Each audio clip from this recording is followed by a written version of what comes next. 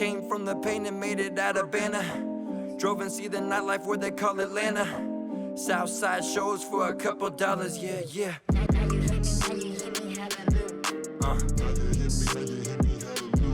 Yeah.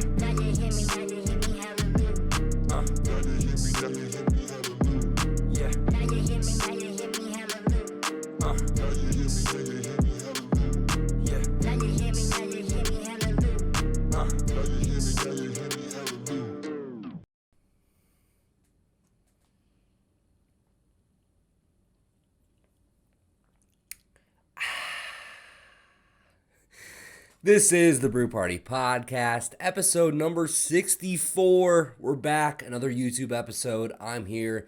You can see my ugly face. If you're watching on the YouTube, you can hear my gorgeous voice, if we're being honest, on the podcast version, episode 64 of the Brew Party Podcast. This is an episode I've kind of been teasing for a couple weeks, so we're here for some hockey talk. How about that? The Brew Party talking hacky NHL Playoffs. So I bring on my friend from the You Hate to See It podcast, Adam Filipiak. Adam is a former goalie. He played hockey for 17 years or something around there, basically his whole life. Grew up, played youth hockey, went on to junior hockey, so that step between college and semi-pro, as he'll explain it. He played goalie, so we get inside the mind of a hockey goalie with Adam. It's really great. I had an awesome time learning about hockey, him teaching me a lot of stuff. We talk about his career. He's now a youth coach. We talk about his coaching and how he got into that.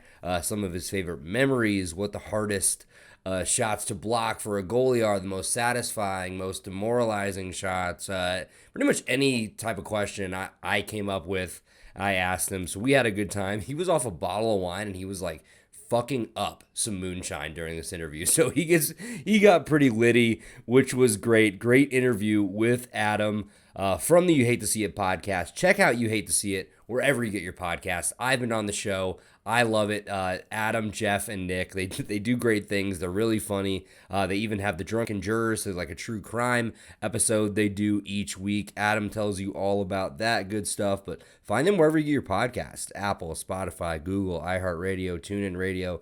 Just search You Hate to See It. Their logo is like a dude doing like the shush thing. And then you can, same thing for social media. Adam just said, just search You Hate to See It and they'll probably pop up. Speaking of social media, go ahead and follow the Brew Party on Twitter at the Brew Party. We're on Instagram at the Brew Party. Go ahead and like and follow us on Facebook as well if you haven't already, at the Brew Party Podcast. And then if you're watching us on YouTube and you haven't subscribed yet, go ahead. The button, I think it's there somewhere, wherever. I don't know. Wherever it is, go ahead, smash that subscribe button. Go ahead and hit that bell while you're at it so you get notifications every time we go live. YouTube.com/The Brew Party has all that awesome content that you want. And you know what? You need it, folks. You need it at this point. So, the Brew Party Podcast, episode number 64. Before we get into our hockey talk with Adam, I've got a page full of shit here that I think I'm going to go ahead and ramble on for a second. So we're going to start with college baseball. College baseball, I have not talked about that at all on the podcast, and it's prime time for college baseball. The road to Omaha is on, baby. I think it's the Sweet 16, so the Super Regionals are set. I believe it's the final 16 teams left, but so far I'm just going to talk about the regionals. It's been like the year of the Grand Slam. So many fucking just dick bombs that these guys are hitting off of each other. The Tennessee walk-off Grand Slam. The Ole Miss, Tim Elko, hit multiple Grand Slams on a torn ACL. And then the Ole Miss, every time there's the home run, the beer shower they do in the outfield, it's absolutely electric. I mean, the crowds, the Arkansas crowd, after the 3-run go-ahead home run in the 8th the other night was just absolutely electric. Coba's over, baby. I mean, and I know it's not completely over, but these full crowds will fucking tell you different. It's really, really awesome to hear the roar of the crowd again. It's just different. It gives you goosebumps. Then Dallas Baptist has a player, he pimps a go-ahead grand slam as well. So fucking many. And, he's admiring his absolute moonshot, his dong shot, and the umpire comes out of nowhere. He's like, get out of here, go, shoes him on. That's bullshit, ump. Come on, Blue. Let the guy enjoy his absolute dick bomb he just hit off the guy. It's a fucking grand slam in an elimination tournament game to go to the Sweet 16. Let the guy live a little bit. By the way, they were down 5-0 in that game against Oregon State. Came all the way back. Credit to the Dallas Baptists. I think the Patriots, 7 straight years with 40 wins. They're an absolute wagon in the Missouri Valley. I think the only program in the country currently to do that, which is very, very impressive. So, we have Arkansas, like I mentioned earlier, the number 1 team in the country. Their crowd's insane. Virginia hit a walk-off today over Old Dominion to go to the Super Regional. Florida, this is some negative. The Gators got beat 19-1 by the University of South Alabama in the regional. I believe they were hosting in Gainesville. The worst loss ever by an SEC team in tournament history. That's just not great for the Gators. I want to do this thing where I showed like all the videos of the things that I just talked about. So, but I don't know. Let's watch one.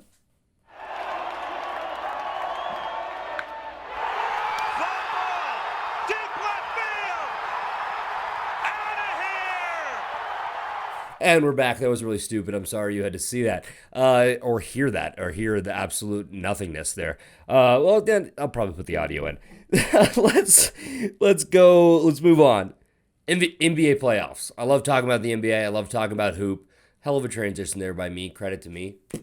We'll start here. Nikola Jokic, the MVP, most valuable player of the 2021 NBA season. I can't talk about this unless we talk about our guy Joey Held.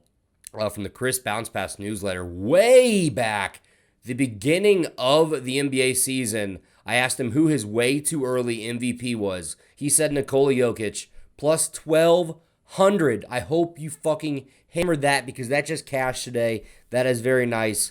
Joe, do I put the Joey Held clip in here? No, I'm just kidding. But seriously, go check out Chris Bounce Pass newsletter. An awesome basketball newsletter. Sports, pop culture, mixture of that. We love that. But I mean, Jokic, 26 points, 10 boards, 8 assists, shooting 56% from the field. Very well deserved. The lowest drafted MVP in the history of the NBA, folks. Drafted the 41st pick, I think in 2014. But on ESPN, when he was getting selected, he didn't get his name announced. It was a Taco Bell commercial. I saw that on Twitter earlier. It's not hilarious. It's pretty funny. So let's move on to more NBA playoff stuff. The Nets are fucking owning the Bucks. The past 2 weeks on this show, I've had both my guests have said they expected the Bucks to be able to keep up with the Nets. Their defensive, what the Bucks would be able to do defensively would stop the Nets, and that has just not been true. I think the Nets put up 125 in game 1, and in game 2, I'm sorry, it was like 125 to like 86 or something ridiculous, something really bad. And then game 1 was 115, 107, a little bit closer on the score. Not really indicative of how close the game was. Let's also remember here, James Harden's played like 40 seconds of this series. He got hurt within the first minute of the first game. He missed game 2, and they haven't really missed him. It's been like no Harden, no problem, really. And I think it comes down to if Joe Harris and Blake Griffin are on, you're fucked. Blake Griffin had like 18 points and 14 boards in game 1. Only, I think, 7 points in game 2. But I mean, you don't need him to do that. But if he does, that's great because he's like your number 5 option. Something like that. So you have Kevin Durant had 32 this last game. I mean, he's been incredible. He's so hard to stop. Really, really bald, by the way. Doesn't get talked about a lot. And then Kyrie, of course, is incredible. I think he had 22 last game. I think 10 assists. But I mean, they're gonna be the straw that stirs the Nets' drink. But what you're getting from these secondary players and a guy like Joe Harris, who's incredibly underrated, who can knock down his 3 as well as anybody in the NBA. And if you're getting guys like Blake Griffin to step up and score 18 and grab 14 boards at playoff high for him at his age, not in his prime, it's pretty incredible. They're going to be hard to beat. I mean, Giannis, he had 34 and 11 in game 1. They hold him to 18 in game 2. I mean, Middleton and Drew Holiday have just got to be better, bottom line. I mean, so does Giannis as well, but how do you stop the Nets defensively? Like, what do they need to do? And this was the talk: is like, oh, the Bucks are going to be the team that's going to be able to do it. The Bucks are going to be able to team that's going to be able to knock off the Nets, and it does not look like that at all. Nets are up 2-0. Don't look like they are going to be slowing down anytime at all. Let's go to Philly. The Sixers fans were back. No DeAndre Hunter, Kevin Huerter, 20 points, 8 for 10 from the field. You had Gallo off the bench score 21, and Bogdanovich with 14 there. So Trey had an off night. They had a couple guys with over 20 points, but they just couldn't really get the stops defensively at the end of the game. And then, Joel Embiid, 40 points. Again, he's averaging 39 and a half in this series. He had 40 and 13. You didn't really get anything from Ben Simmons. 4, 7, and 3. Yeah, 4 points, 2 of 3 shooting from the field. I think 7 assists, 3 rebounds. He did start guarding Trae Young. He said he was going to get into Trae Young's ass. He was going to see what I guess how physical he could play. I guess that's how you should say, without getting foul called. And they look like they've taken back control. Charles Barkley said something on the pregame that was really stupid, but shocker. He said Embiid doesn't matter in this series because he scored 39 game one and they lost. I don't understand. He just scored 40 points. He's literally getting whatever he wants. Clint Capella cannot hold his fucking jockstrap. So I don't know how you say he doesn't matter. He's Philly's best fucking player. Sure, you could say that Atlanta probably has a stronger backcourt, but he's putting up 40 and 13 and nobody's touching him. I think he matters a little bit in this series, Chuck. But this will be known as the Shake Milton game. 14 points in 14 minutes, comes off the bench in the third quarter when Atlanta finally had the lead and brings Philly back. Hit some ridiculous buzzer beater at the end of the third. Shout out to you, Shake Milton. And then Utah comes back. They to take game one.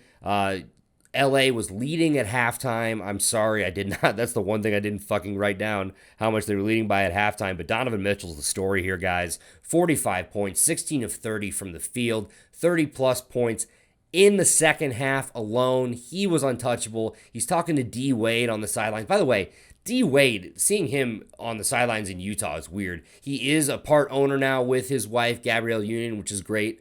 All for that, all for former players getting into ownership and stuff like that. But just seeing Dwayne Wade courtside in Utah, just something about that just doesn't sit right with me.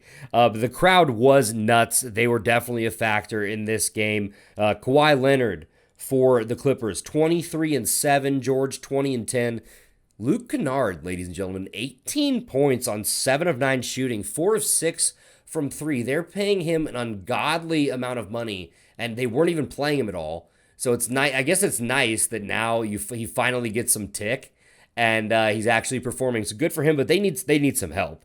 Like I said, George and Leonard combined for 43 and 17 rebounds, but they have nobody else there. Nobody really in that second unit was doing anything tonight. They need more from Rondo. They need more from Batum. It's just bottom line that somebody else has to step up for the Clippers, and so they're going to have to play better defense. I have to give a shout out to the Utah's defense. Derek Favors came in, their backup center, played very, very good defense. Obviously, they have the Defensive Player of the Year in Rudy Gobert, who sealed the game with a block on Marcus Morris. Is it Marcus or Markieff? Whichever, one of the Morris twins. It was in the corner, and Gobert gets the block.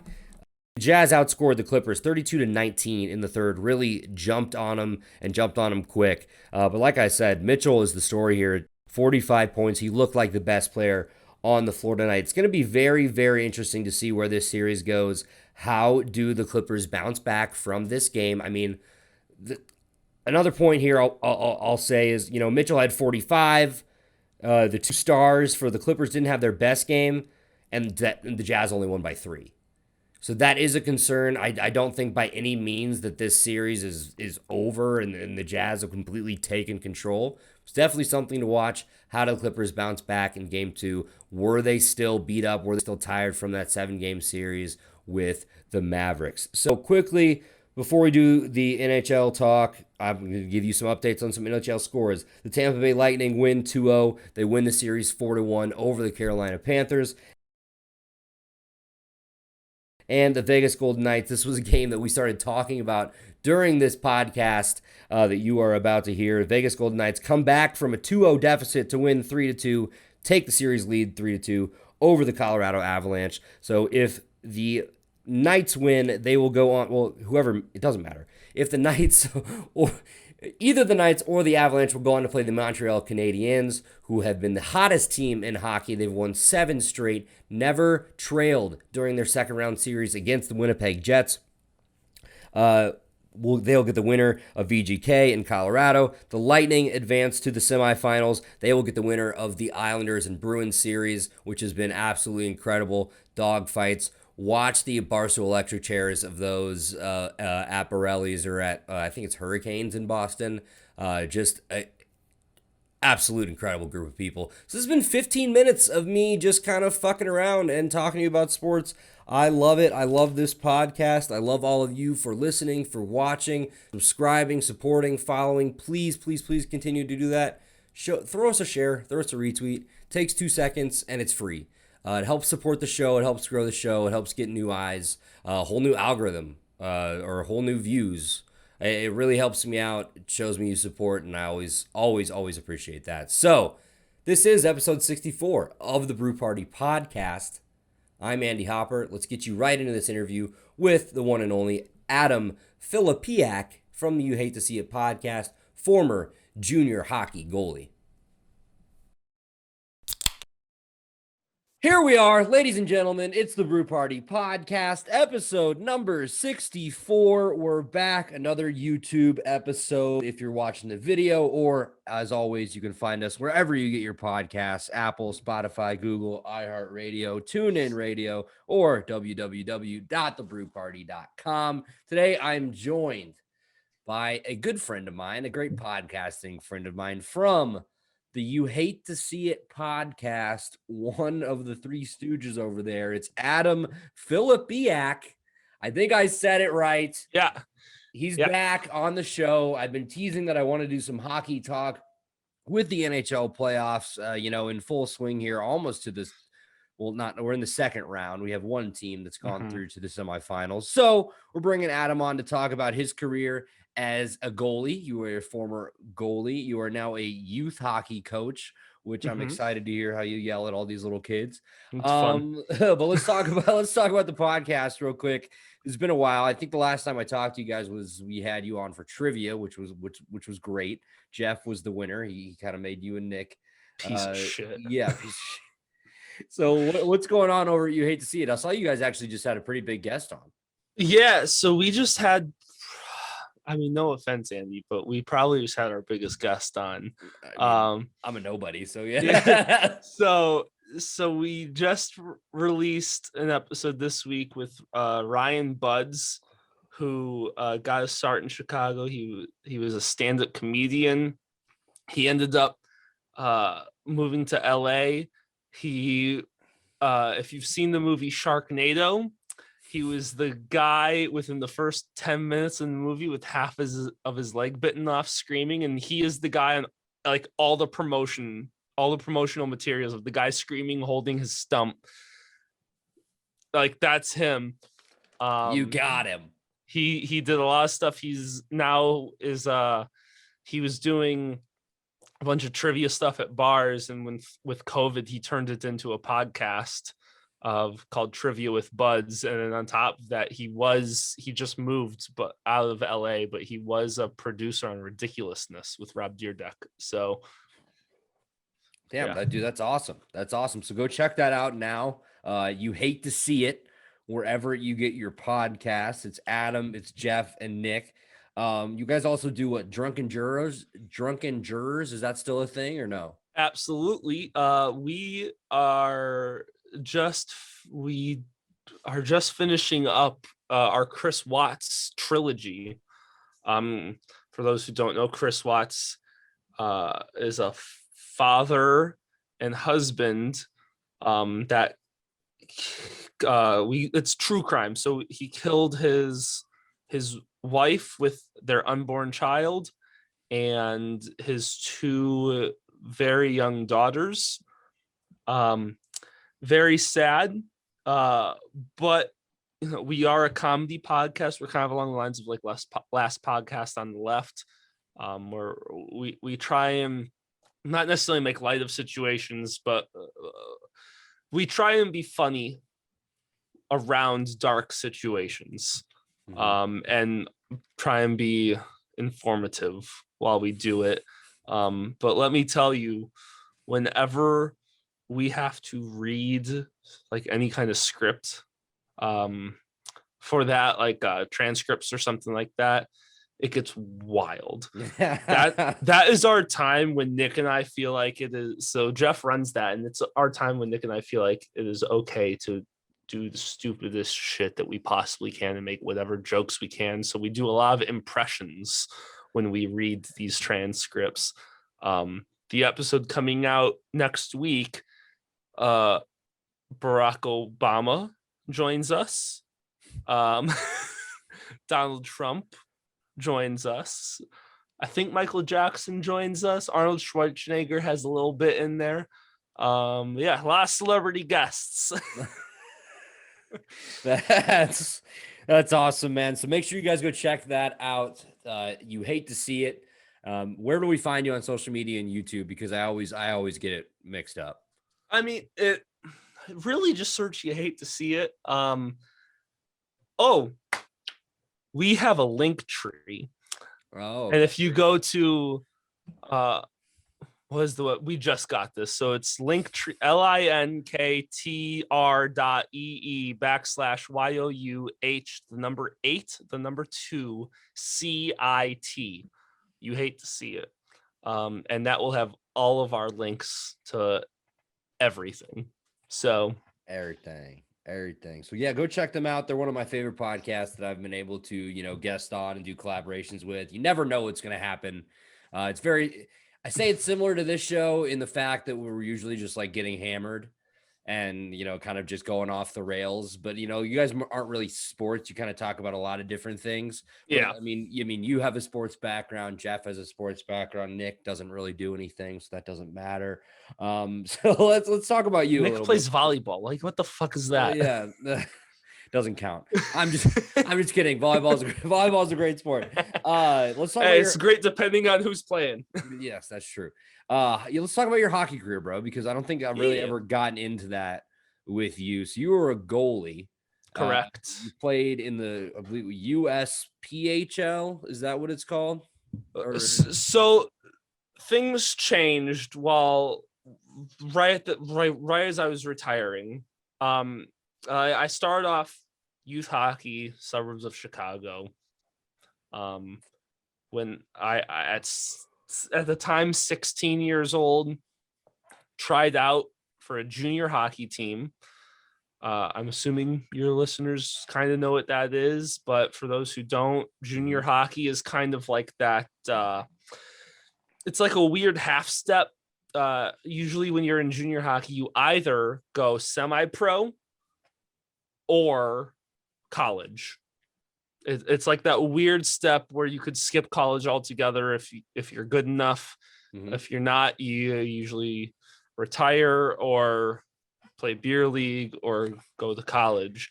And I went to college, not for hockey. Yeah. But yeah, so my first team was in the Minnesota Junior Hockey League, the MNJHL, which the season I was retiring was being disbanded and being split into the between the USPHL with some of them, and I think it was the NA3, I think is what it's called. But the Minnesota Junior Hockey was being disbanded at the time and being split in half. So I don't know where my team is anymore, because I didn't give a shit. So I didn't play for them anymore. So not my problem, not my pig, not my farm. So you start in youth hockey. Like, how old were you when you started hockey? How did you get into it? Was this like a thing in your family that's been big, or because I mean, I think I can count on like maybe one hand the amount of dudes I know growing up that like played hockey rather than playing like baseball or soccer or basketball or football or whatever. So how did you get into hockey? I'd love to hear about that. So my older cousin of 14 years, when I was baby, he was playing junior hockey for a team called the Chicago Freeze, which no longer exists. It did not exist by the time I was playing juniors. His name is Eric Marvin. He actually played with Jason Bakashua, who I am still friends with to this day, who played in the NHL. Nice. And Craig Anderson, who is a bigger name in the NHL. And I think his name's Matt Smith. I think it's a very basic name. I know that. And he played, I'm not friends with him, but if I was to tell him who I was and who my cousin is, he would know me. I think he played at the time that I remember he played for the Coyotes. He might be retired now. But yeah, so my nickname for Eric was Superman. He was my hero. He was my superhero growing up. I wanted to be just like him. He was a goalie. So at 2 years old, I was out there learning how to skate after the post skates with the team. So I actually learned how to skate with a bunch of junior hockey players and was really treated like royalty because I was one of the cousins. They actually thought I was his little brother because my parents didn't know how to skate. So I would go out with his parents and I wore his jersey, which said Marvin on the back of it. So they thought I was his 2-year-old baby brother. Nice. But yeah, and my parents didn't want me to play goalie because it's dangerous. They wanted me to play skater, and that wasn't gonna fucking fly. Obviously, I don't remember this, but apparently one year I asked Santa for a pair of skates just like Eric's, and Santa gave me skater skates and not goalie skates, and I already knew the difference and threw a shit fit. So, so I just, that was how I got started and never stopped. Never stopped. So you move up through the youth ranks. You started playing for the Dells Ducks when you were 17 and Yep. still in high school. So I want to talk about you, being a goalie here. So I mean, what does it take to be a good goalie, mentally, physically, like your reaction time? Like how are you able to rise up through the ranks here? I mean, to sign, what seems like almost semi-professional contract at just 17, you're still in high school. Yeah, it's one. So juniors is one of those weird things that when you're in it, it's not semi-pro. When you're explaining it to someone who has no idea, like who doesn't know, you're I'm still paying to play. I also get perks for playing. Mm-hmm. It's like that weird in between area. So sorry. I mean, a lot of playing goalie is really, it's a mental game. Like the being able to play is bullshit. That having the skill to play is bullshit. Being goalie is really, really fucking simple. You put yourself in front of the puck. That's it. And it's, you just play at the level that you're able to be at. I'm lucky. Like it's really a size and kind of more of a natural instinct thing. I was lucky. I'm long, I'm lanky, I'm skinny. I can go post to post without going into the splits.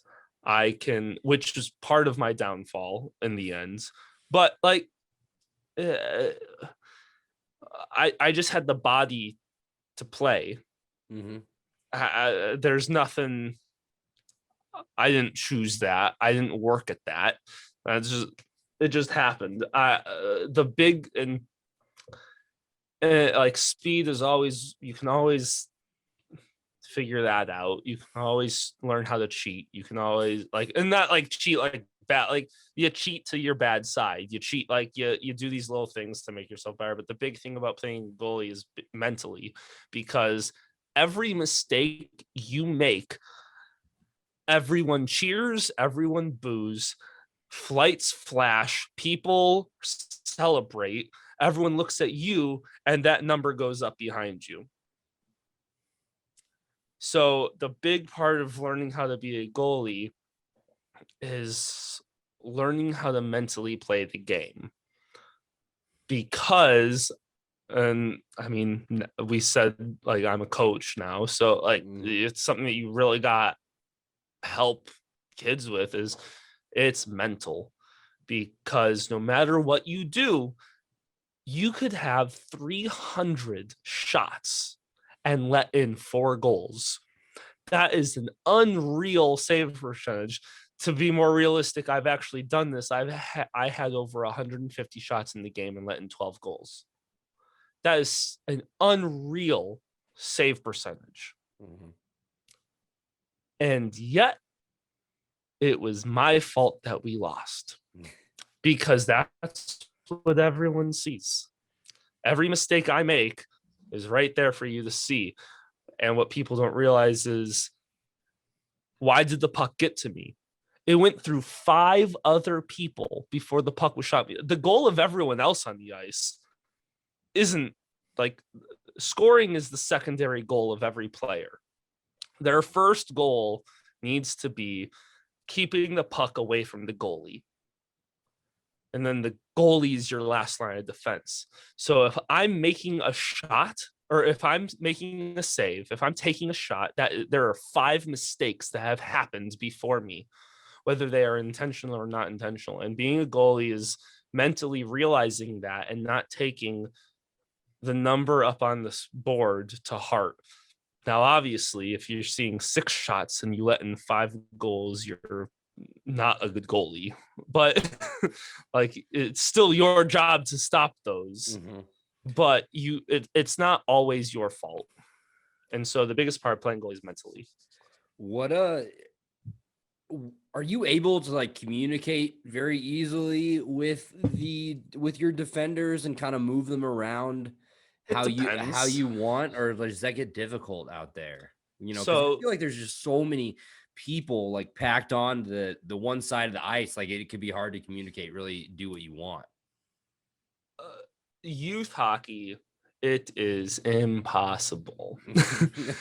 High school, like, what? So high school and midgets is what we call, like, that high school age group within youth hockey.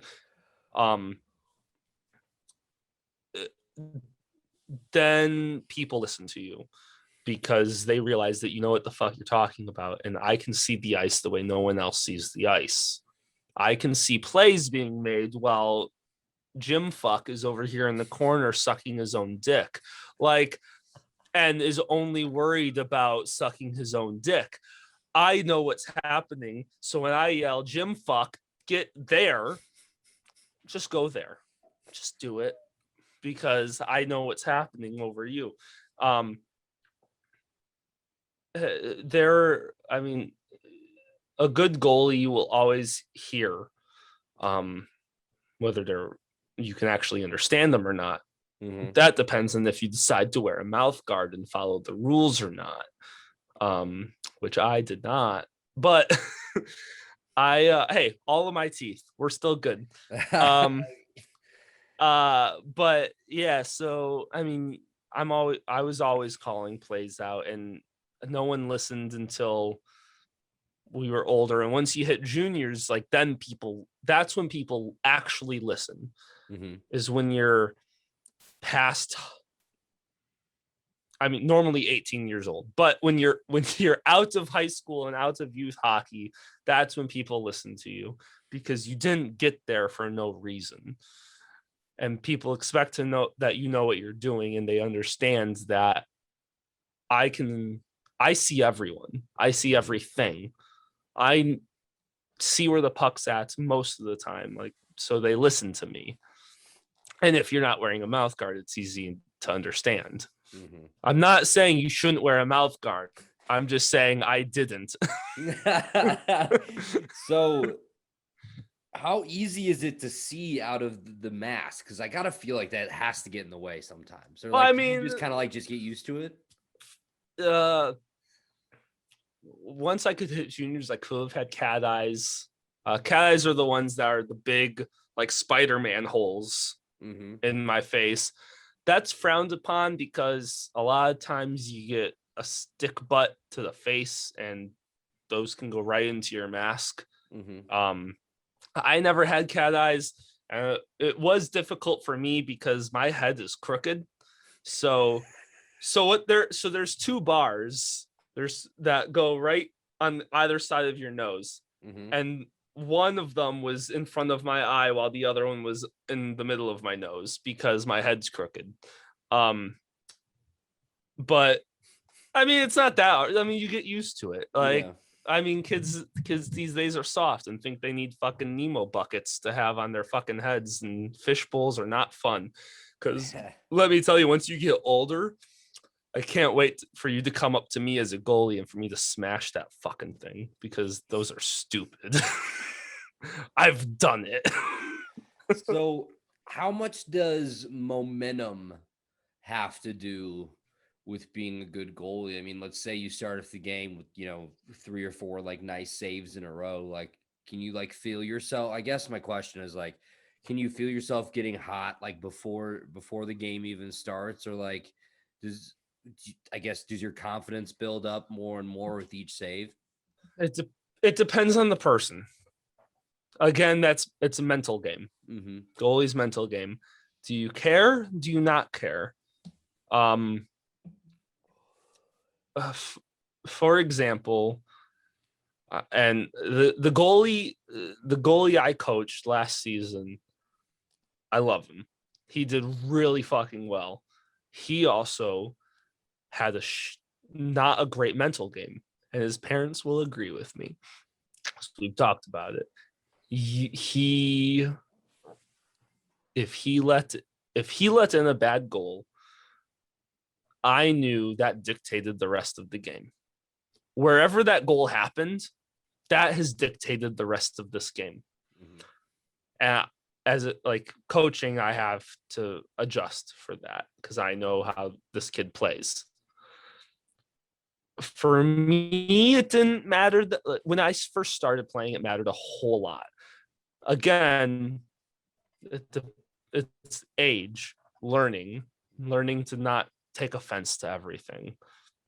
At some point, you just play your heart out, and the main thing of being a goalie is, all right, I let in the goal. I have until right now, the goal just went in, to the puck dropping at center ice to figure out if it was my fault or not. Because sometimes it's not your fault.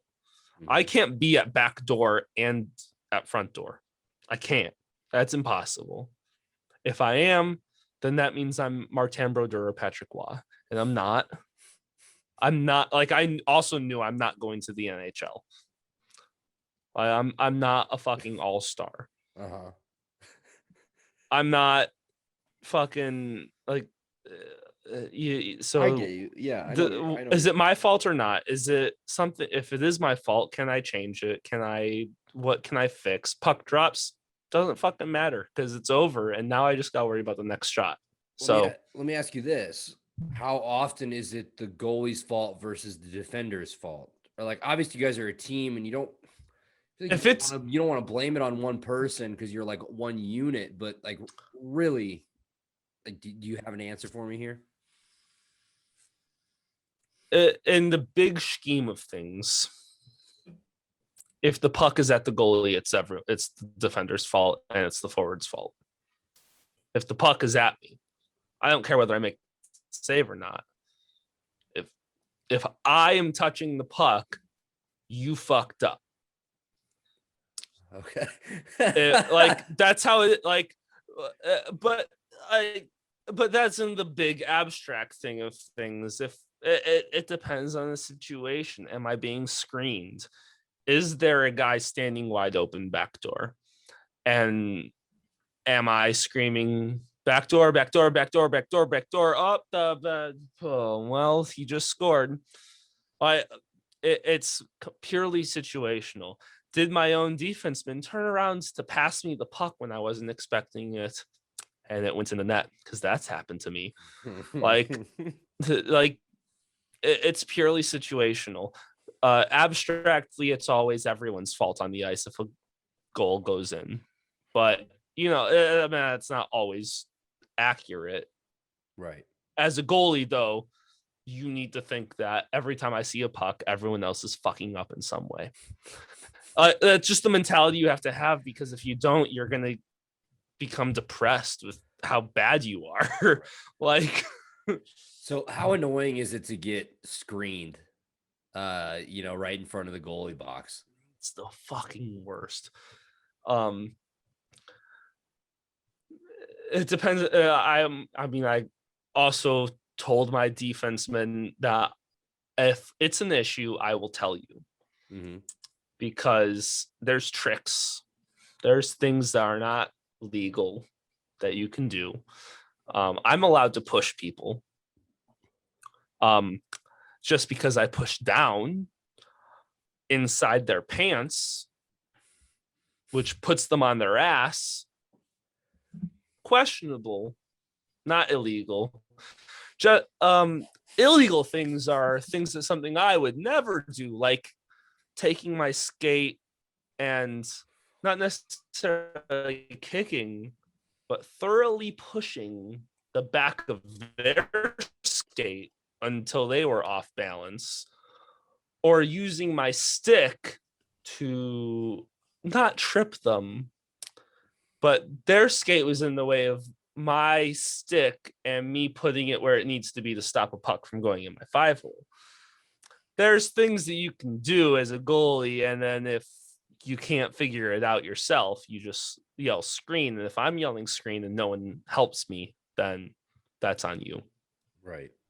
Because then I can't see. So how do you want me to make a save if I can't see?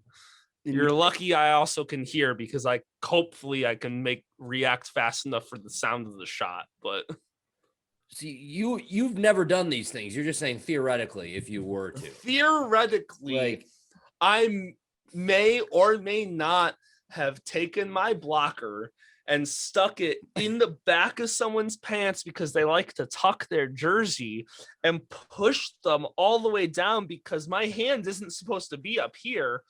It's supposed to be down here. So theoretically, people could do that. Never saying you did. We're never saying you did. Absolutely. I will. Everything just saying, there has been a few times that a ref has come up to me and said, "Hey, I saw that. Just don't do it again." So in your opinion, what is the hardest save for a goalie to make? The next one. Ooh, I like that answer. Ooh. Okay. They're all just as easy and just as hard as any other save. There's only so many types of shots that could come at you. How good does it feel to get a glove save off a just absolute fucking screamer slap shot? It's the fucking best feeling in the world. Yeah. A few of the photos I sent you today were I almost, there's only one series of photos I have that I didn't send you all of them, of a puck coming at me, my hands going out, then my hand going down. You can see the puck in my glove, and then you see my hand doing the big goalie wraparound. There's 6 photos in sequence that someone was obviously just nice. And it's the whole goalie. Whenever a goalie can do the windmill, it's the greatest fucking feeling in the world, as long as the windmill is needed. If you see a goalie make the save, pause and then go, you're an asshole. But if you actually if you are using the windmill to stop the momentum of the puck and to hopefully not jerk you back into the net, it's the best feeling in the world, because everyone just fucking creams their pants at once. Even if you weren't even trying or you didn't even think about it, and you were just oh yeah, I just made the save, and not even realizing what just happened, it's the greatest feeling in the world. Did you ever have any of those where you're just kind of or you like had your eyes closed, Ab- and, like there's no way I fucking caught this, and you I open mean, your glove and it's there. absolutely. The game moves so fast that Mhm. 80% of the game is muscle memory. Like 80% of the time, I had no fucking idea what was happening because I'm just moving. Right. Like puck's there, I go there. Shot comes, you're damn lucky. I'm reacting before I can think because pucks are coming at you, especially in juniors, 90 miles an hour minimum. Like you're just going. Like there's no time to think. You just do. You So just do you have a favorite save in your mind that you ever made? Like a yeah. sick block or a nice glove save or something? So I don't remember in the moment Mm-hmm. these things happening, but I have two favorite saves because I've seen things after the fact or there's become a joke about it later. First one was the one I was just telling you about of the sequential pictures where you could actually see me making this save and going through the windmill in an unintentional way. And then the other one was in high school. A picture was taken at the perfect time. You can see the puck in my glove. I'm making like a weird position because whether I was out of position, I might have been out of position, but I had to get somewhere that I was not naturally meant to be. And I remember that picture came out and my coach looked at me and he's like, wow, the blind squirrel found nut. And I capped like that became a meme for me throughout my high school career. Of I had this photo and it just the caption blind squirrel found nut. Like those are my two favorite, but I have no recollection of the actual saves themselves. It's just the photos that come from them. Mm-hmm. So as a goalie, what's like the most demoralizing goal you can give up? I mean, I think I know the answer here. It'd be like an overtime, like goal to lose it. But like I more so mean like, is it like a 5-hole or is it like somebody, deking past you and making you look stupid or like what is it? That to me, that depends on the goalie. I never got too heartbroken over 5-holes because I am 3/4 leg. And you think that's a joke. I am 3/4 leg. I have the torso of a 5'4" human being. And I am 6'2". Like when I sit down in the car, Nick, who is the tiniest of the three of us, he's 6'2". And he was about 3 or 4 inches taller than me sitting in a car. That's like and I'm 2 inches taller than Nick. Like I have a tiny torso. Mm-hmm. So for my height, I have extremely long legs. So I never took much into 5-hole because it's big. I got it. If you're gonna shoot on it and score on it, good on you. I can't butterfly that fast. For me, I've really never had I've let in bad goals, but I've never had something bad because I was weak glove hand. Like glove hand was my weakest. I'm clumsy with my glove. I always cheated to my glove side. And most of my goal. Oh, never mind. In youth hockey, I let in the goal. Worst fucking goal I've ever let in. This is it. Now I'm remembering. Sorry, the CTE is starting to go away, and I'm remembering things. A puck was coming to my head.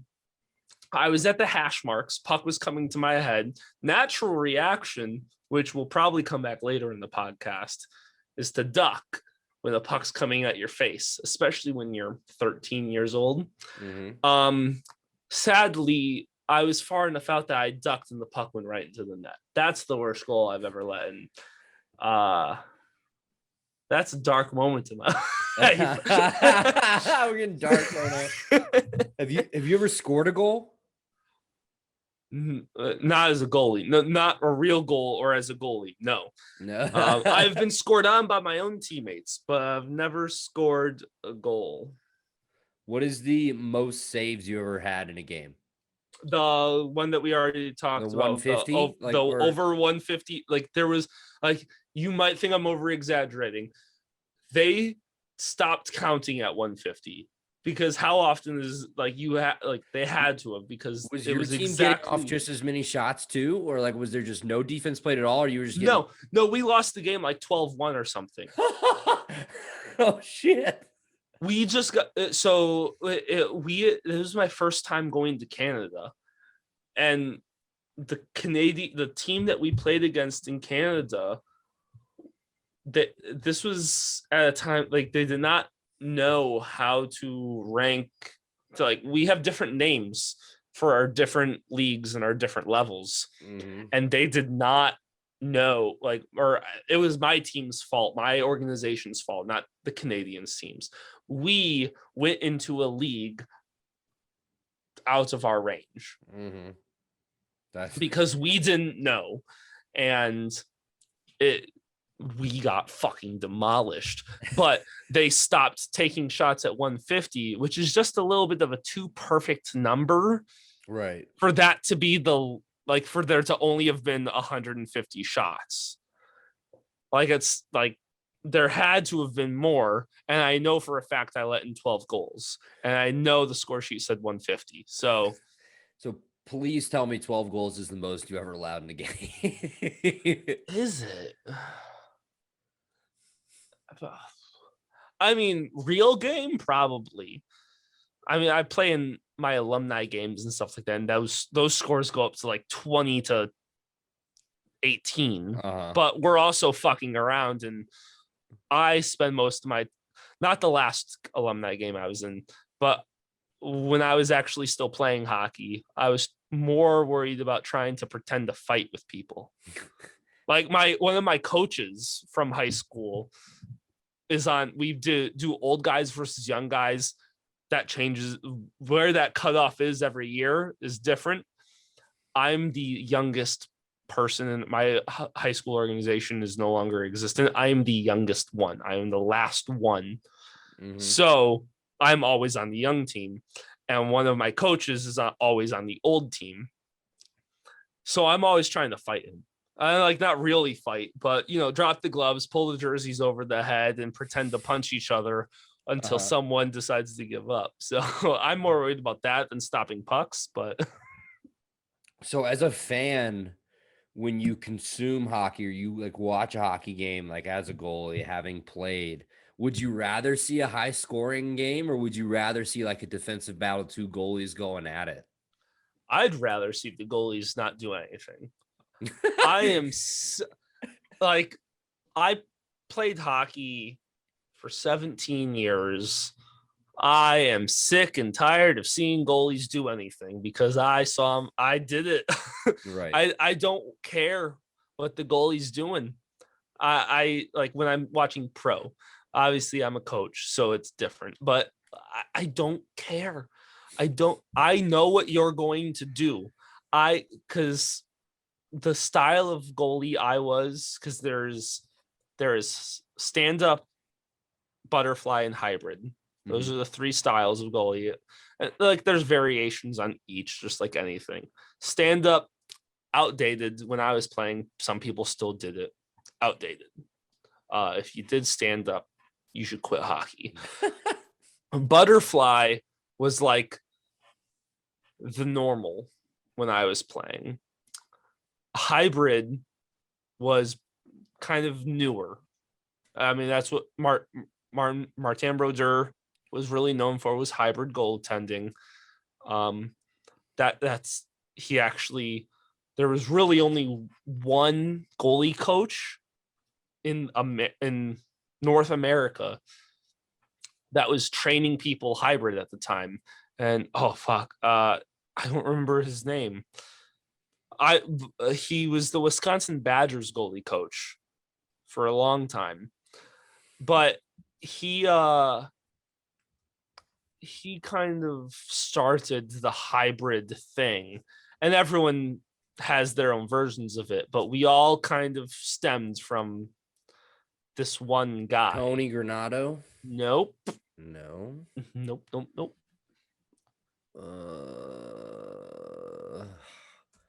Hybrid goalie coach. Brian. Great part of the podcast. Brian Elliott was still at Wisconsin. I know Brian Elliott. He was still at Wisconsin when I was working with this guy.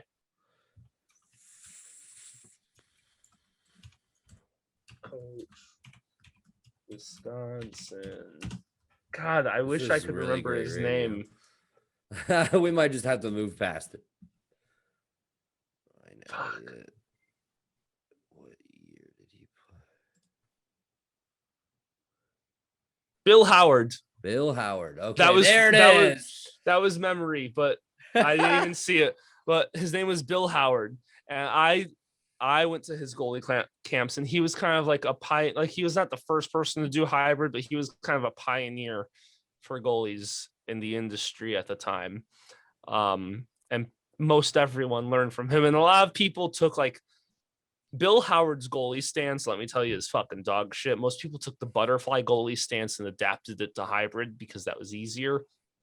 And at the time, like, hybrid was the up and coming thing. It was the newer thing. We were still fighting butterfly goaltenders from the 80s and 90s who were and then there's the stupid stand-uppers who were fucking flopping around like fucking sick fish.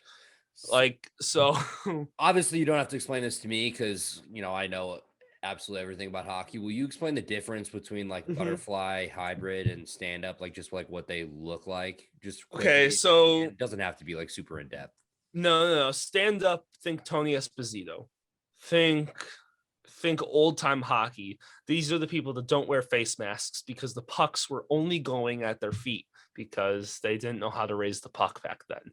These are the kind of guys that are doing somersaults and laying down and pad stacking.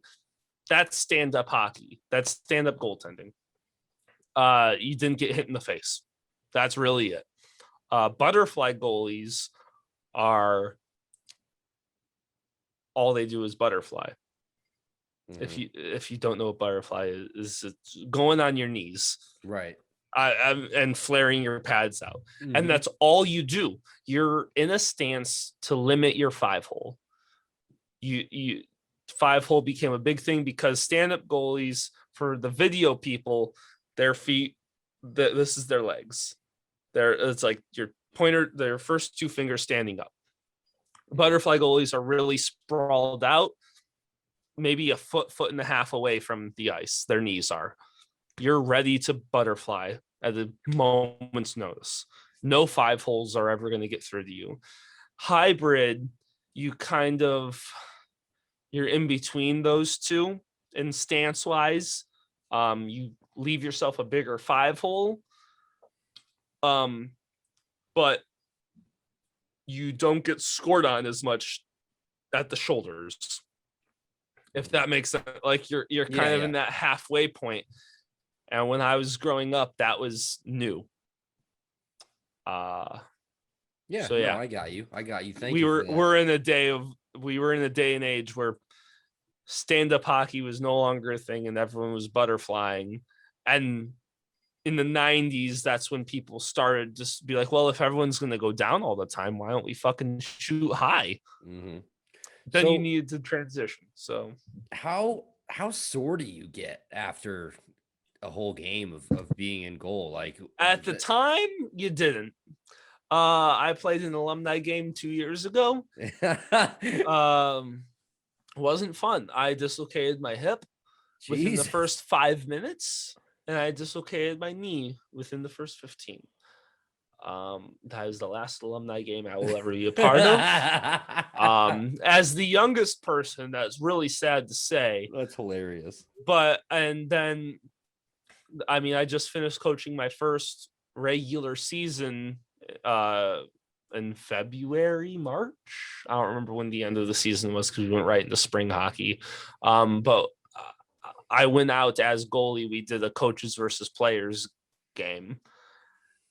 And that is the last time I will play goalie. I will never put on the goalie pads again because I'm selling that shit. It was not fun. Hang them up. So I guess that's a good transition here because I want to talk about kind of why you retired and you stopped playing because it was very young. You said earlier you knew you weren't going to the NHL. You knew you weren't just this star, but obviously you're good enough to play in this league with some very good hockey players. So I have to mention that the teams you played for. So the Dells Ducks, the Ironwood Fighting Ubers is definitely the best name. I don't think they I think that was exist like anymore. 1 year. I Googled it. I think they literally played like 1 or 2 years. And They were done. I was there for 4 months of that. The Walpole Express, the Connecticut Nighthawks. They're in Boston-ish. Yeah. And then so you said you retired after some concussions and you stopped having fun. So my question is, how many concussions was it before you're like, okay, is this really worth it? And what's it like to just like fall out of love almost? I don't want to say fall out of love, or just like really stop having fun and realize that you're just kind of done playing this sport you played for 17 years, kind of all you've really known. So 14 concussions that we know of. Fuck. That we think we know of. I mean, so I have had somewhere between 5 and 8 diagnosed. Remember, I've had a lot of concussions. I don't remember the number, but it's between 5 and 8. I usually say 8 because it makes me sound cooler, but somewhere between 5 and 8 medically diagnosed concussions. And then, the rest of it's kind of an estimate, trying to remember back because no one gave a shit about concussions like until midway through high school for me. Concussions weren't a thing. No one it's the same deal with football. Like everyone talks about the football in the movie Concussion with Will Smith. That was happening with hockey too. No one gave a shit. And that real life story with Will Smith was like that affected the hockey community as well. But I mean, football is America's sport and no one cares about hockey. So, just football, I guess. But, so it's really a rough estimate. When I say 14, it could be slightly more. It could be slightly less. I mean, I could be spot on. Who fucking knows? Because that wasn't a thing. I mean, I remember being like rattled, like my head hits the ice. Yeah, something happens there because like things are happening. But so I was advised, because I was in the age group that no one really knew. I was in CTE is a I wish I could remember the fucking what that stands for. I wonder why you can't. I used to know it. I actually did used to know it. But it is a degenerative brain disease from concussions.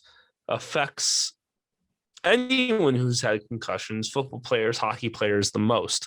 And it is not something that they can diagnose you with until you are dead and donate your brain to science. At this time, they can say that you might have it and you show symptoms of it, but they do not know until they can hold your brain in their hands.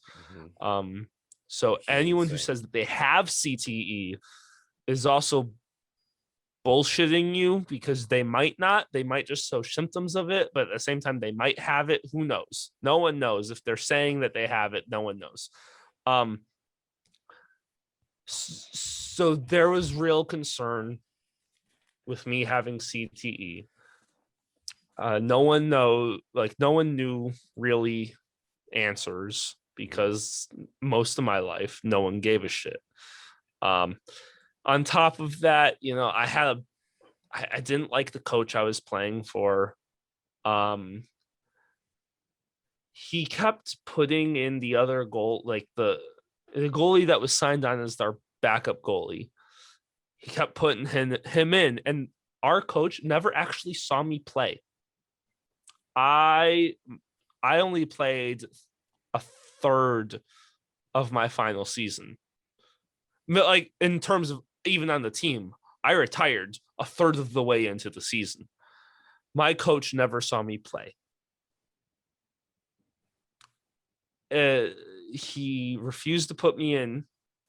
I was a starting goalie the year before, and the team didn't do well, but he just saw the scores and never looked at shots, never looked at these things. I wasn't a bad goalie. I was an average goalie, and he never gave a shit. So he never put me in. My teammates were coming to me and going to being like, why the fuck aren't you playing? And going to the coach and trying to get me ice time. And he just wouldn't.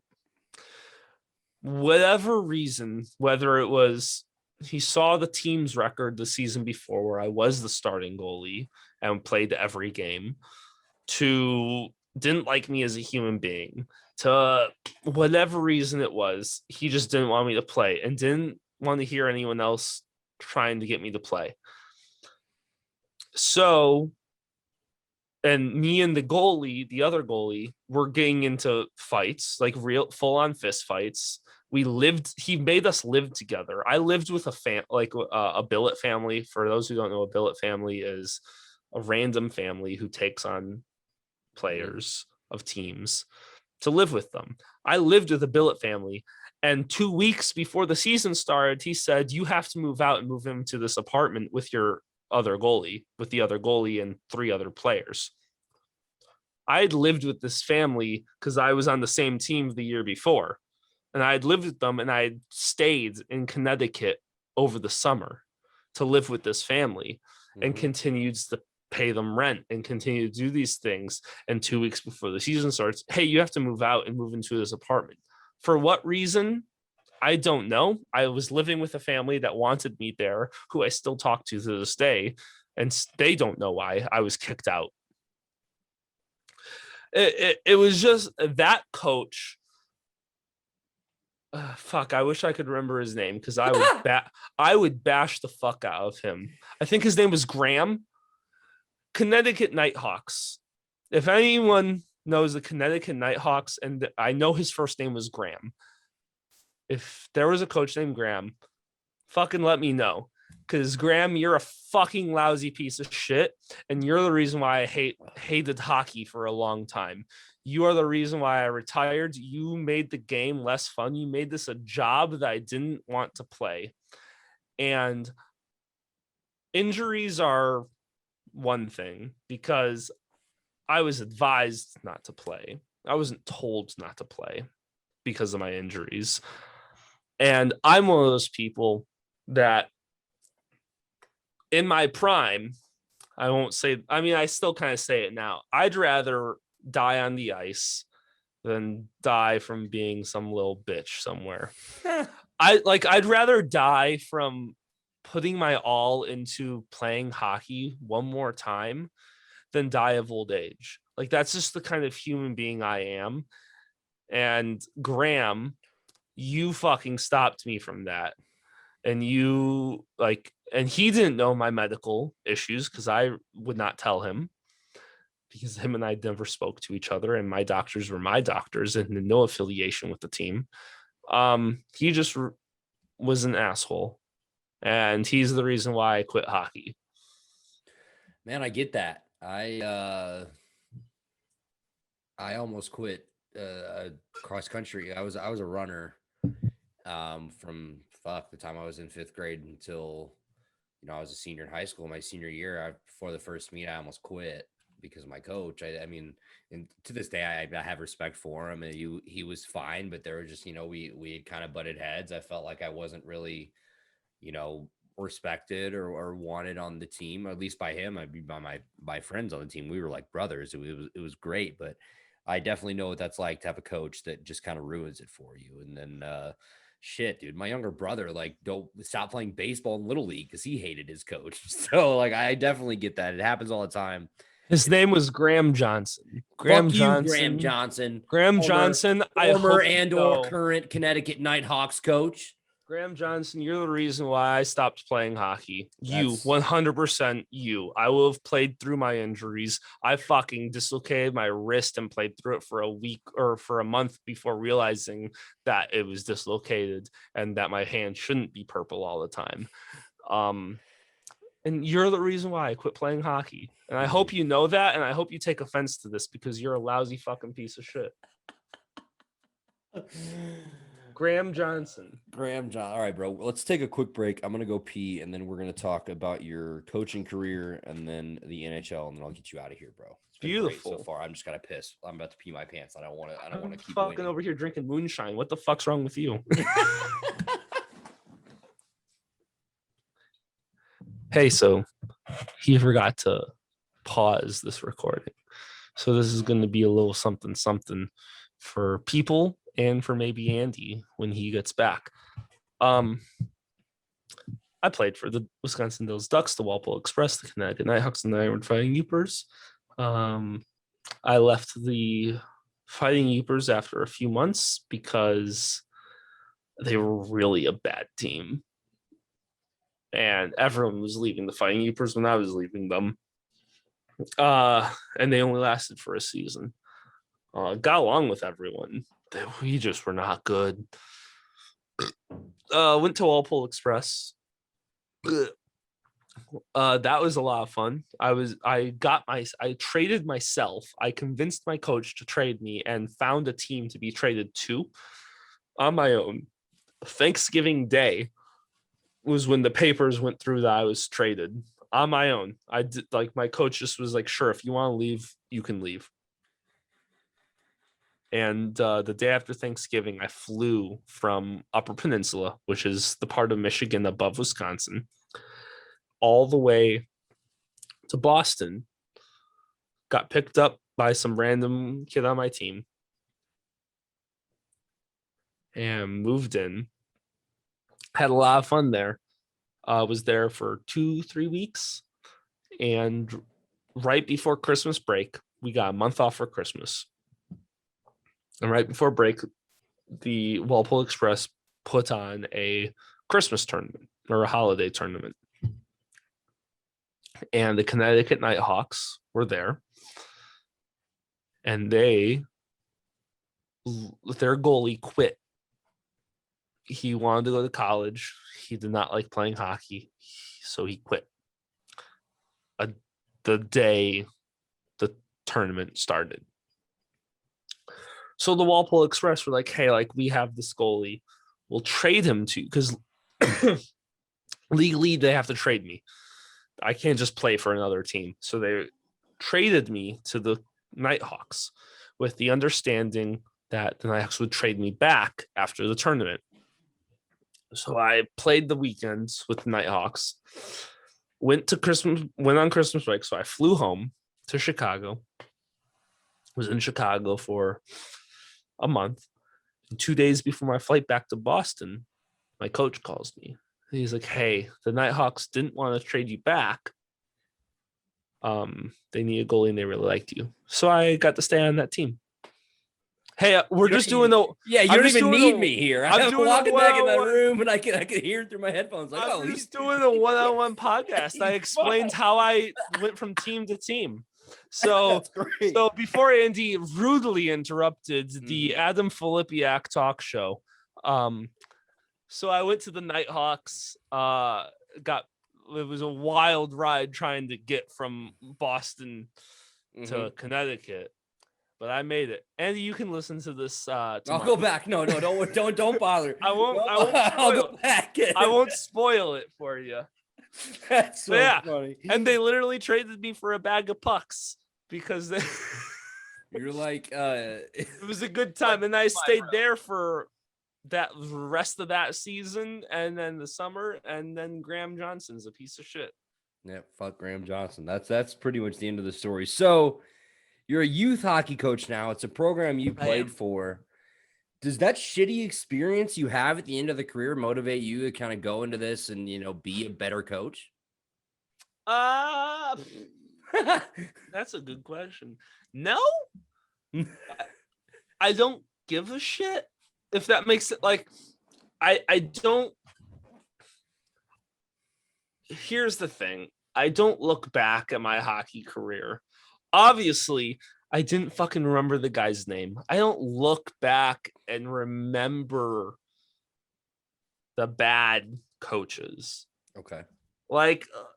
Yeah, I pulled out of my ass the name Graham, and because I knew that, I could figure it. I Googled it and could find his name. Like, but I don't dwell on that shit, especially not anymore, because like I've had anxiety and depression and stuff during, before, and after, and in the end of it, I've learned to not give a shit anymore. You just let things go. Could things have been different had I made different choices with my life and with my career? Absolutely. I could have actually played college hockey. I could have done great things. Who fucking knows? But it doesn't fucking matter. I don't think about the bad coaches. I think about the good ones.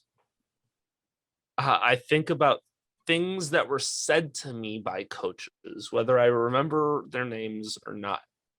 I remember the things that were impactful, and I take that with me, because I don't, it sounds bad. I don't care about being a Graham Johnson, because it's nothing.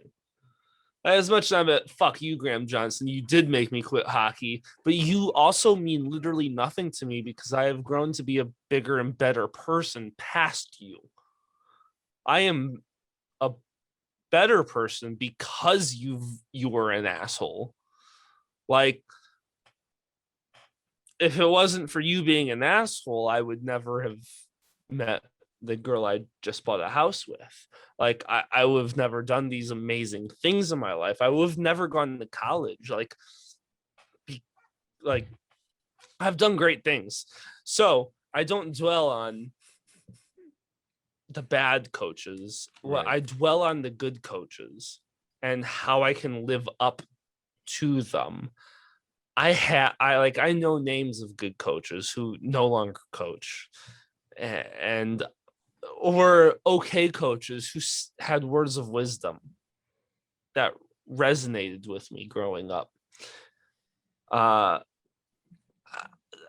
don't remember his name, but his one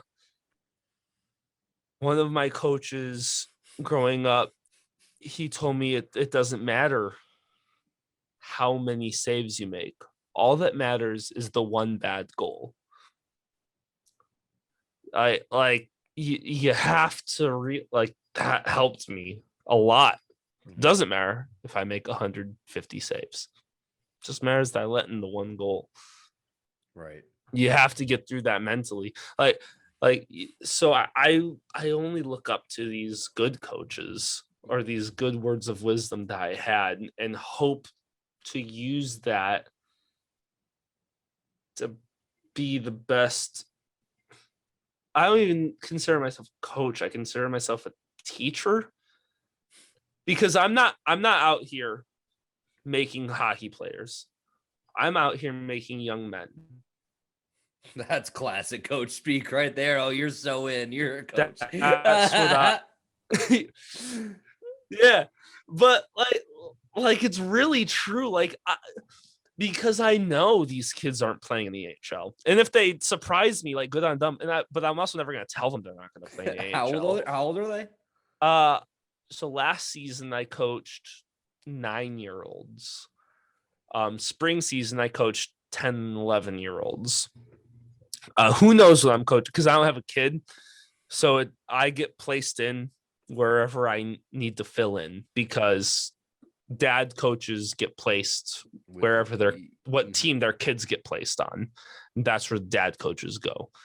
I go where there are no dad coaches. So who knows where I'll be next season. But I don't I told this at the beginning of the season too. I don't give a shit if you get better in skill. I don't care. Being a better human being is more important. And that took me a long time to understand. I mean, I played 17 years of hockey and thought that was my entire fucking life. Being a better human being is worth way more because you're not playing in the NHL. Like, if you're going to play in the NHL, you fucking deserve to be an asshole. Go for it. You can be the next Patrick Kane and have 20,000 rape allegations against you. Every time I talk to you, we got to bring up the Patrick Kane rape, I hate Patrick Kane. I hate Patrick Kane. Thought we could get through this episode. He's a bad person. But like, if you're in the NHL, like, good on you. But I want you to be the next Jonathan Taves if you're in the NHL. Like, a solid human being first. And if you're not going to be in the NHL, I want you to still be a solid human being first. I don't give a shit what you do. My job is not to make better hockey players. My job is to make better people. Do you encourage your players to grow mullets and have sick legs? Absolutely. I should have sent you. I had a mullet. I should have sent you mullet. I need a mullet. I definitely need a mullet. Stalk my Facebook. It's there. They're there. There's one photo from my girlfriend at the time. She took of me. I'd come back home to visit, and I went to her job, and she took a photo of me, and it's a very bad photo of me. But it's a long mullet, and it's not great. And then there's photos of me holding a championship trophy with a mullet. So that photo is redeemed. So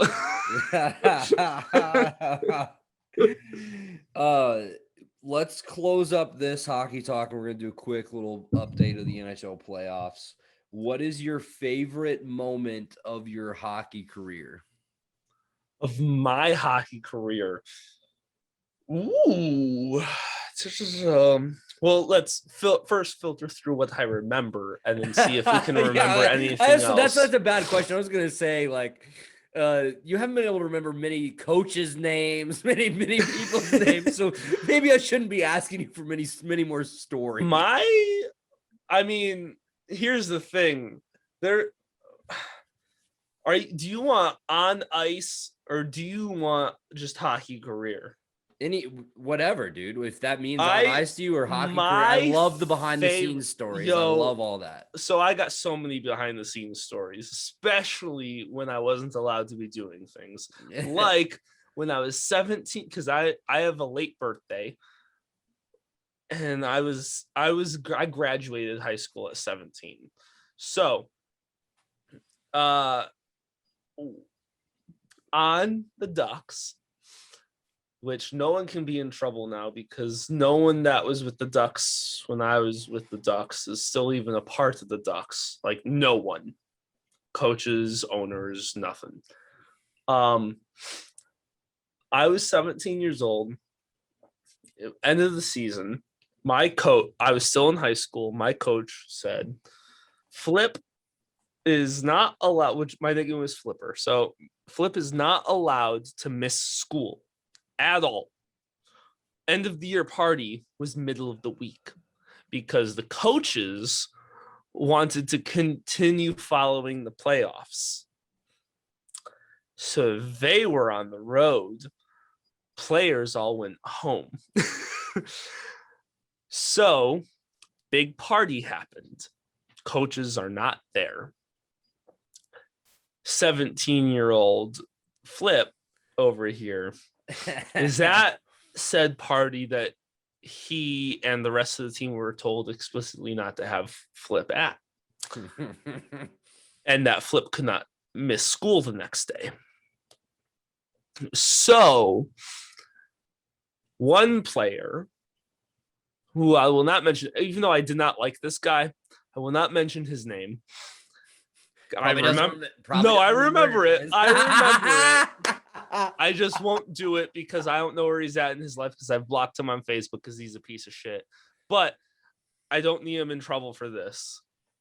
He told me, Flip, if you are not drinking something, I am going to punch you in the arm. And he was a big guy, and I was 17 and had an 8-pack. 6-pack was for strength. The other 2 were because you could also see rib cage.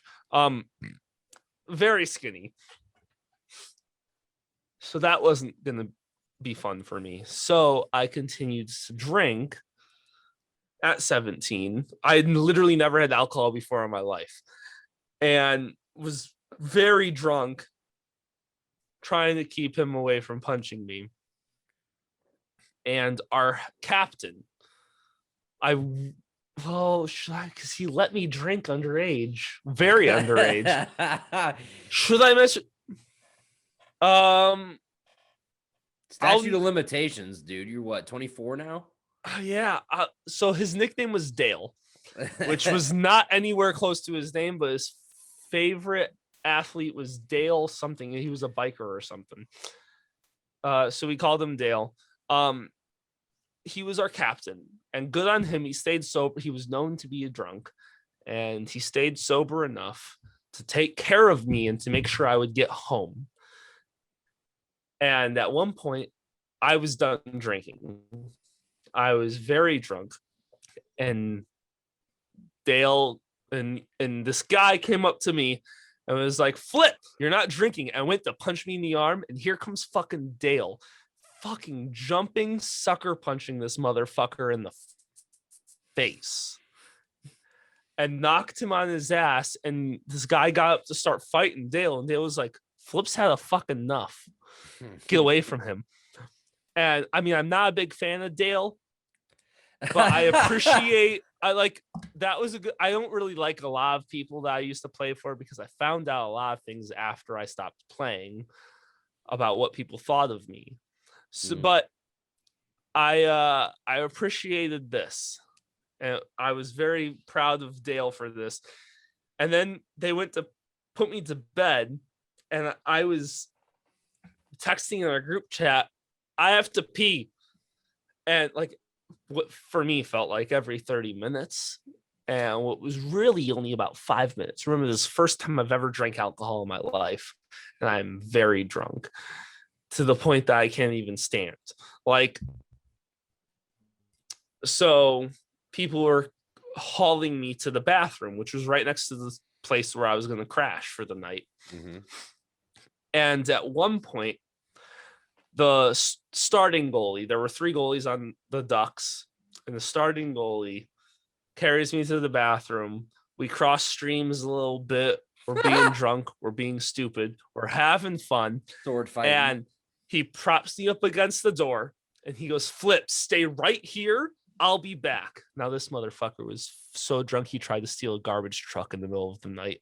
So I don't know where he was at during this, but it probably wasn't where he would remember me. What I remember is then going, yeah, okay. And then he ran around the corner, and I fell and shattered the toilet bowl with the back of my head. And one of my other teammates was like, holy shit, Flip, and ran to my rescue and called my billet family saying what had happened and that I needed to be picked up. And then I went, and they were all like, Flip, you need to go to sleep. And I had a massive crush on this girl that was 2 years older than me. She was a puck bunny. For those who don't know, I was underage, so she was not sleeping with me, sadly, because I had a crush on her. And so she was at this party. Later in the night, there was a foursome between her, 2 of the guys, and one of the girlfriends of the guys. But I go and I was like, I'm laying in bed and I'm like, I refuse to sleep until Angelica kisses me. Her real name, I have no idea what her last name is, but I was like, I refuse to go to sleep until I kiss Angelica. So they convinced Angelica to come into the room. She was like, "Hey, Flip." I was like, "What's up?" Real sly, real cool. She was like, "I heard you won't go to sleep until I make out with you." I was like, "Absolutely, babe." Said that as far as I think I did. And she's like, "All right." And she walked up to me. Well, I'm laying in a bed. That isn't mine. And she comes up and she gets close enough that I'm able to go, what? Grab her by the back of the head, because I think I'm suave as fuck. And we go to town, making out, hardcore, beautiful night, beautiful session for me. I fell asleep while kissing her. That's it. Like literally, we just made out and I fell asleep about 10 seconds later. But it was great. I was 17. I was impressionable. It was a good time. And then my billet dad came to pick me up. He drove me home. Obviously knew I was drunk because I had to be carried out. And went to school the next day. My favorite teacher came up to me.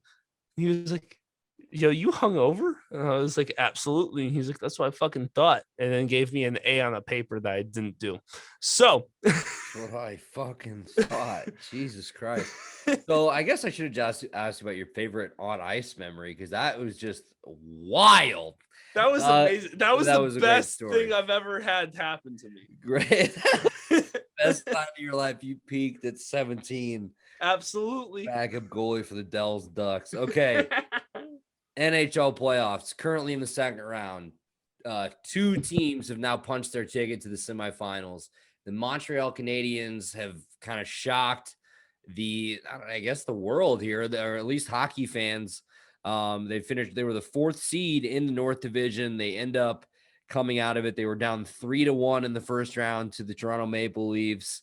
They come back and win. They just swept the Winnipeg Jets. So they won 7 games in a row. They're using a more defensive style. They're into the semifinals. They get the winner of the Avalanche versus Vegas Golden Knights series, who I believe are the two best teams in the NHL.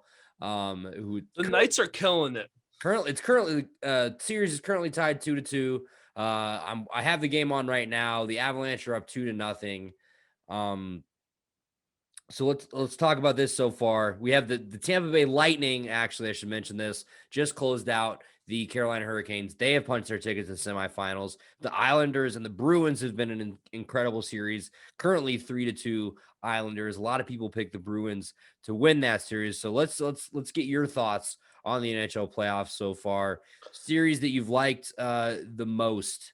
What do you think has been most exciting about the playoffs so far? So honestly, so I don't know. It was what we talked about before your intro, like a pre-show, or does that go out with the regular episode? Oh, just a little pre-show. Okay. So like we talk about, like I have ESPN Plus and fucking NHL doesn't stream on NHL on ESPN Plus right now because fuck me, right? So I haven't been able to watch a whole lot. I've illegally streamed what I can. I'm very happy with the Knights Wild round 1. Mm-hmm. That was like, I love going into game 7. Like anything that goes to game 7, it like either sweep it or game 7 it.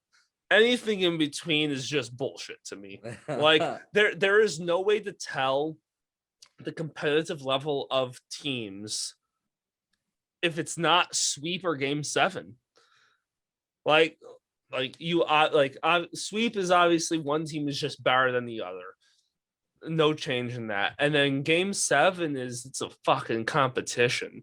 And both teams have the drive and want. And it's fun to see a blowout and it's fun to see a battle. Mm-hmm. That's what I like to see. So Vegas was fucking impressing me round one. Real happy with the Avs in round one sweeping the Blues.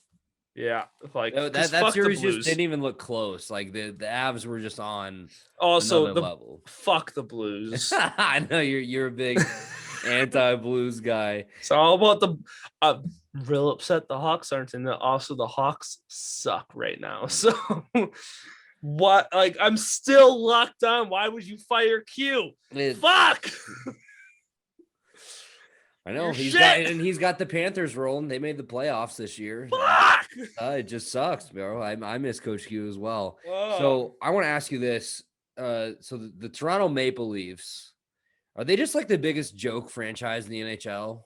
Because 100%. They just haven't won like ever. Anything. Like once, and it was like in the 60s. But they gave it. I think it's just like a whole microcosm of here's the franchise this year is they blow a 3-1 lead against the Canadians when it's like this is supposed to be the year. The Toronto Maple Leafs were only good when there were 6 teams. Limited competition, maybe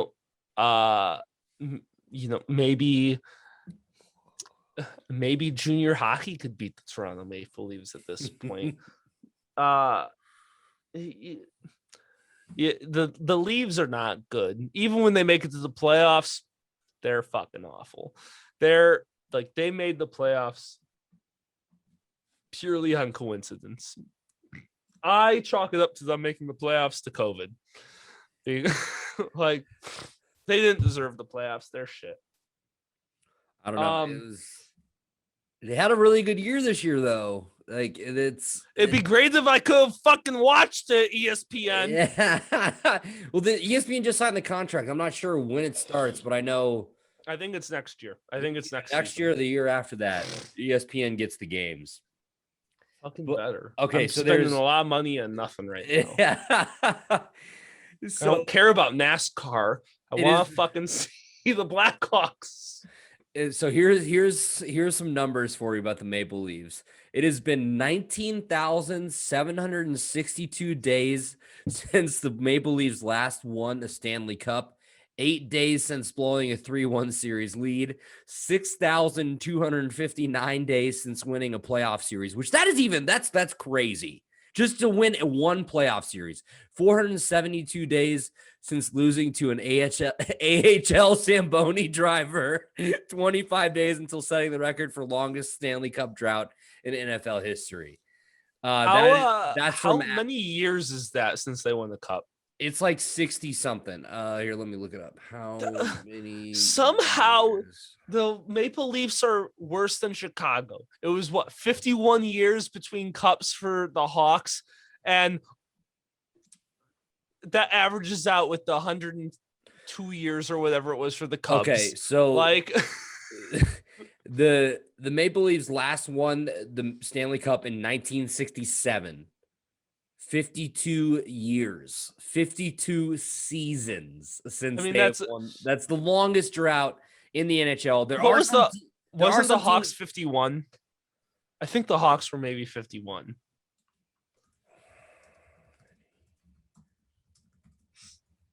No, they're great radio.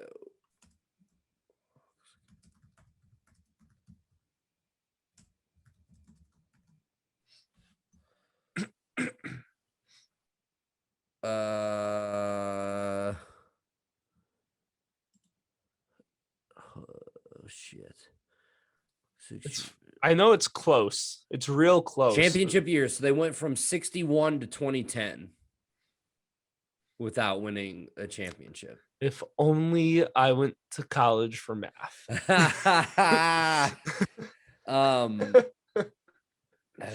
I'm just gonna do I mean, I'm pulling out the calculator, so we're not math guys. 49 years. So you were close. You were close. All right. I was within 3 years. That makes me happy. Within 3 years. I definitely thought they hit that 50 mark. I apologize to anybody listening or watching for that great radio of us just kind of going and the silence. It's happened a couple times. That's why I filled in while you were peeing. It's great. European. A lot of hockey players are Absolutely. Jason Bacashua is there. There you go. So there's only a couple teams left. So the Canadians have punched their ticket to the semifinals. The Tampa Bay Lightning have punched their ticket to the semifinals.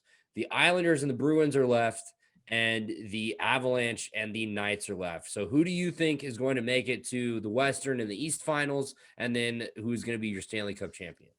Fuck it. In the words of the asshole from college, I'm a bandwagon Vegas fan. So they got this guy in college, the first season that Vegas was around, he called me a bandwagon fan. And I'm sitting there, I'm like, anyone who doesn't live in Vegas is a bandwagon fan for the Knights. Like, what the fuck are you talking about?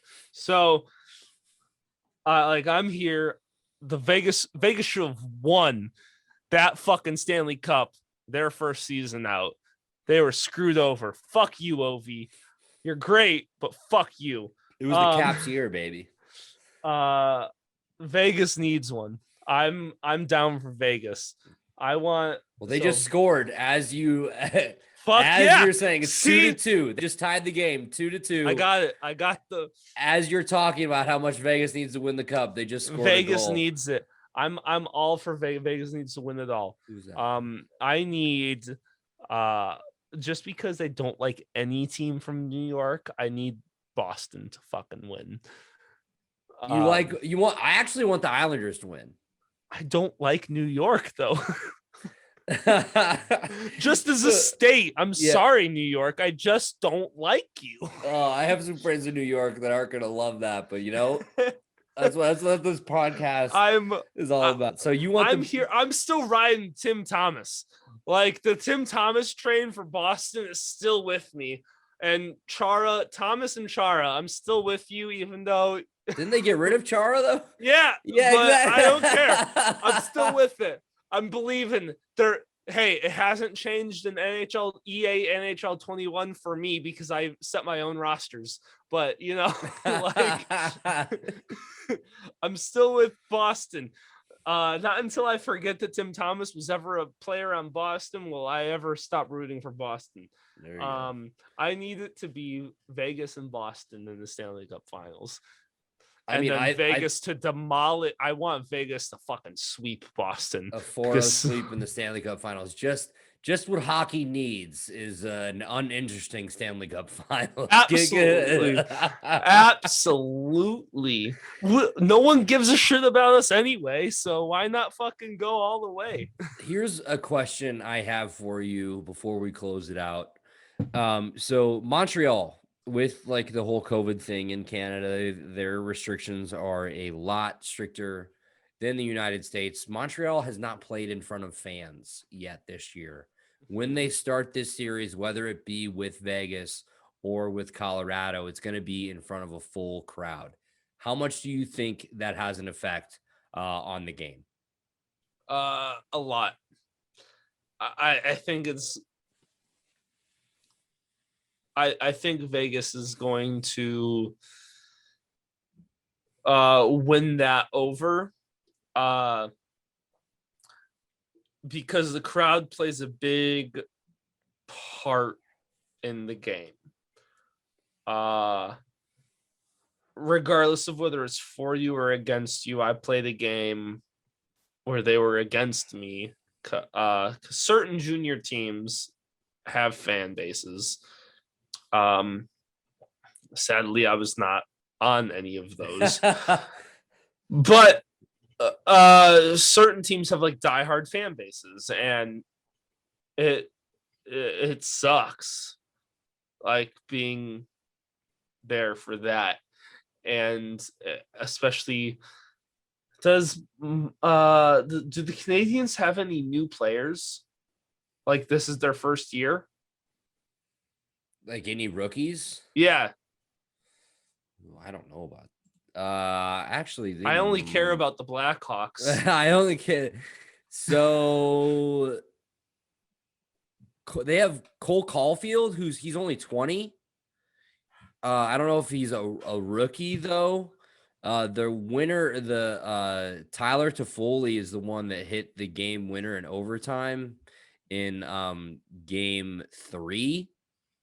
to beat the Jets, but I'm not super familiar with the Canadians. The I just I know I've been kind of following. Rookies are going to make or break it. Okay. If you haven't had fans and you get thrown into having fans, especially negatively, if you're not used to it, it's going to break you. How frustrating is it, like, as a team? Let's say that you are out shooting your opponents by at least 10 shots, but you're still tied or you're still down. How frustrating is it in that aspect when you're getting more shots on net, but they just aren't going down? Like, I think in the Islanders game, I think it was game 5. They got outshot like 44 to like 17 or like 20 or something, but they won the game 3-2 because they were 3 for 4 on power play. So just how frustrating is that when you're out shooting, you think you're playing better, but the puck isn't just going in. I almost gave you a traditional hockey answer, which like there's the it's a game effort, and no, it's, I mean, going from a goalie standpoint, like it's frustrating because you're doing everything you can, and no one, if they're 10 shots over and it's tied, there's nothing that goalie can do. Even if they're letting in bad goals, there's nothing the goalie can do, because even if they're not putting up the numbers on the other side. It's real frustrating as a coach. I wish I could tell you more as a coach, but let me tell you, my coaching record is not spectacular. It as a coach, it's frustrating.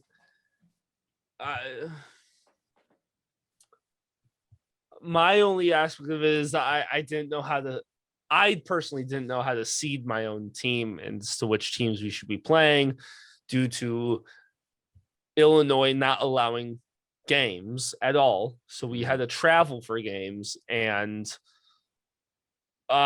you don't know what your team needs to work on until you play games. And then you go to a tournament and you say, oh yeah, we need to work on that.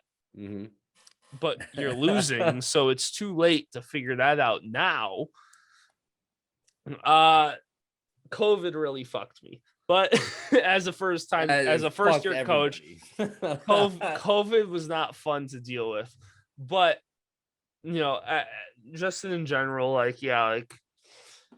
a goalie, it's real fucking frustrating. There's nothing you can do. I can't put the puck in the. I mean, I could put the puck in the net, but what are the odds of that? I'm not fucking Ron Hextall. Yeah. What the fuck do you want from me? Like, at some point, you're like, I'm out here to do one job. My job is really to be over 85% save percentage. I'm doing it. What the fuck are you doing? Like. I get it.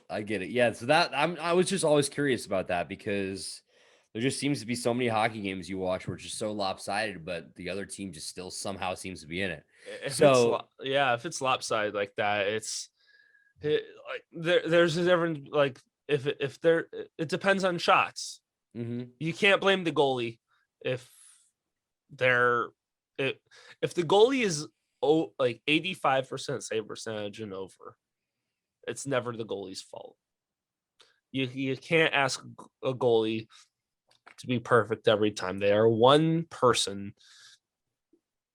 Like, 85% is fucking phenomenal. If they're doing that and better, it's the rest of the team's fault. Yeah. Even if I'm letting in goals, it's the rest of the team's fault. Never your fault. So, man, let's close this out. From the Dells Ducks, the Ironwood Fighting Upers, the Walpole Express, the Connecticut Nighthawks, and the You Hate to See It podcast. It's Adam Filipiak. Probably the best thing I've ever done. Yeah, this has been an awesome episode. Man, he doesn't remember a lot of names. Could be because of the 8 diagnosed concussions, 14 undiagnosed. We'll never know. But until I die. We'll record that and put it out there. Dick will still probably be alive unless he dies of being fat. So we'll see. We'll see. We'll see who's the last one. Tell us one more time where we can find everything You Hate to See It. You Hate to See It is available wherever you listen to your podcasts. Spotify, Apple Podcasts, Castbox, Splinter, whatever the fuck that is, Pandora. Jeff forgets that we're on Pandora and likes to say that we're not, but we are.